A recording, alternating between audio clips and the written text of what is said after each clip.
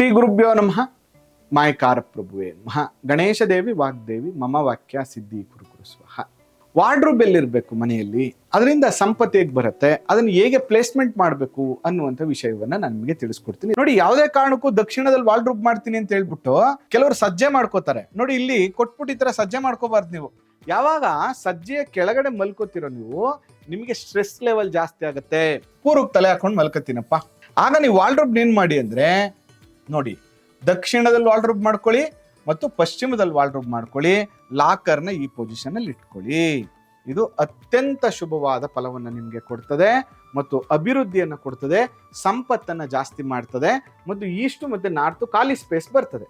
ಮತ್ತೆ ಅಕಸ್ಮಾತ್ ನೀವು ಇಲ್ಲೊಂದು ಏನೋ ಬೀರು ಇಟ್ಕೋಬೇಕು, ನನಗೆ ಆಪ್ಷನ್ ಇಲ್ಲ, ಪಶ್ಚಿಮಕ್ಕೆ ಇಟ್ಕೋಬೇಕು ಅಂದ್ರೆ ಇಲ್ಲೂ ಒಂದಿರ್ಬೇಕು, ಇಲ್ಲೂ ಒಂದಿರ್ಬೇಕು, ಬ್ಯಾಲೆನ್ಸ್ ಆಗತ್ತೆ.